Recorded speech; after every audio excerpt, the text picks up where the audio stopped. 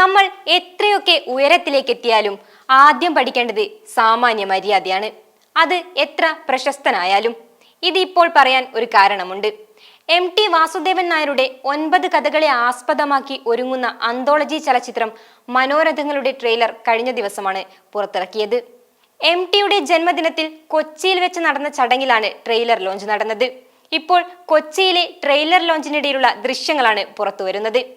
ഈ അന്തോളജി സീരീസിലെ സ്വർഗം തുറക്കുന്ന സമയം എന്ന ചിത്രത്തിൽ സംഗീതം നൽകിയത് പ്രമുഖ സംഗീതജ്ഞൻ രമേശ് നാരായണനായിരുന്നു. അദ്ദേഹത്തിന് ചടങ്ങിൽ പുരസ്കാരം നൽകാൻ ആസിഫ് അലിയാണ് ക്ഷണിച്ചത്. ആസിഫ് അലി വരികയും രമേശ് നാരായണന് പുരസ്കാരം നൽകുകയും ചെയ്തു. എന്നാൽ ഒരു താല്പര്യവുമില്ലാതെ ആസിഫിന്റെ മുഖത്ത് പോലും നോക്കാതെയാണ് രമേശ് നാരായണൻ പുരസ്കാരം വാങ്ങിയത്.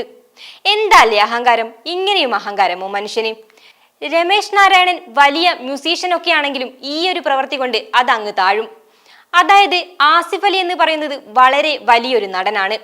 ആ നടനെയാണ് പരസ്യമായി ഒരു വേദിയിൽ വെച്ച് അപമാനിച്ചിരിക്കുന്നത്. അതൊരു നടനായിക്കോട്ടെ, അല്ലെങ്കിൽ ഒരു വ്യക്തി ആയിക്കോട്ടെ, ആരായാലും ഒരു അവാർഡ് കൊടുക്കാനെത്തിയാൽ അയാൾ അതിന് യോഗ്യനല്ല എന്ന് പറയുന്നത് വളരെ മോശപ്പെട്ട കാര്യമാണ്. അത് വലിയ അഹങ്കാരം തന്നെയാണ്. ഇയാൾ എന്തോ വലിയ പൊസിഷനിൽ ഇരിക്കുന്ന ആളായതുകൊണ്ട് ആസിഫ് അലിയുടെ കയ്യിൽ നിന്നും അവാർഡ് വാങ്ങുന്നതിന് ഇയാൾക്ക് കുറച്ചിലാണ്. ഈ രമേശ് നാരായണൻ ഇങ്ങനെ ചെയ്തതുകൊണ്ട് ആസിഫ് അലിയുടെ വ്യക്തിത്വമാണ് അവിടെ ചോദ്യം ചെയ്യപ്പെട്ടത്. ഇങ്ങനെ ചെയ്യുന്ന ആളുകൾക്കൊന്നും പുരസ്കാരം കൊടുക്കേണ്ട ഒരാവശ്യവുമില്ല.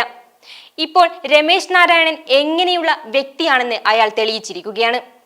ആദ്യം അങ്ങോട്ടും ഇങ്ങോട്ടും റെസ്പെക്ട് ചെയ്യാനാണ് പഠിക്കേണ്ടത്. അത് നടനായാലും ആരായാലും. ആസിഫ് അലി എന്ന് വെച്ചാൽ ചെറിയ ഒരാളല്ല, നല്ലൊരു നടനാണ്. സ്വന്തം അഭിപ്രായത്തിൽ തന്നെ ഉറച്ചു നിൽക്കുന്ന ഒരാൾ കൂടിയാണ് അദ്ദേഹം.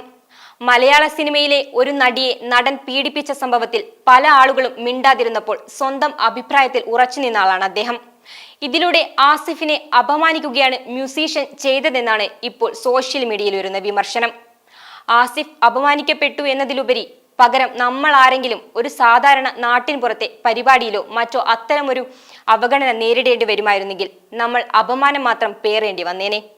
അത്രയും ക്യാമറ കണ്ണുകൾ ഫോക്കസ് ചെയ്യുന്ന പരിപാടി ആയതുകൊണ്ടും പൊതുമധ്യത്തിൽ ചർച്ച ചെയ്യുന്ന പരിപാടി ആയതുകൊണ്ടുമാണ് രമേശ് നാരായണന് കിട്ടിയത്. എന്നാൽ ഈ പ്രശ്നത്തിൽ സംഘാടകർക്കാണ് പിഴവ് പറ്റിയത് എന്ന ആരോപണവുമായാണ് ഇപ്പോൾ രമേശ് നാരായണൻ എത്തുന്നത്. സിനിമയുമായി സഹകരിച്ച എല്ലാവരെയും ഉപഹാരം കൊടുക്കാൻ വേദിയിലേക്ക് ക്ഷണിച്ചെങ്കിലും തന്നെ മാത്രം ക്ഷണിച്ചില്ലെന്നാണ് രമേശ് നാരായണൻ പറയുന്നത്. ആസിഫ് അലിയെ അപമാനിച്ചിട്ടില്ല. ആസിഫ് അലി എനിക്കാണോ, ഞാൻ ആസിഫ് അലിക്കാണോ ഉപഹാരം കൊടുക്കുന്നതെന്ന് മനസ്സിലായില്ല. ഇതൊന്നും അറിയാതെയാണ് സൈബർ ആക്രമണം നടന്നുകൊണ്ടിരിക്കുന്നത് എന്നും രമേശ് നാരായണൻ പറഞ്ഞു. ഇപ്പോൾ സംഘാടകരുടെ മേലാണ് ഇയാൾ പഴിചാരുന്നത്. നമുക്കെല്ലാവർക്കും അറിയാം, ആ പരിപാടിയുടെ വീഡിയോയിൽ ക്ലിയറായി അത് കാണാനും സാധിക്കും. ഇത് അയാൾ മനഃപൂർവ്വം ചെയ്ത പ്രവൃത്തിയാണെന്ന്. ഈ വീഡിയോ നിങ്ങൾക്ക് ഇഷ്ടമായാൽ ലൈക്ക് ചെയ്യുക. കൂടുതൽ വീഡിയോകൾക്കായി യോഗനാഥം ന്യൂസ് ചാനൽ സബ്സ്ക്രൈബ് ചെയ്യുക.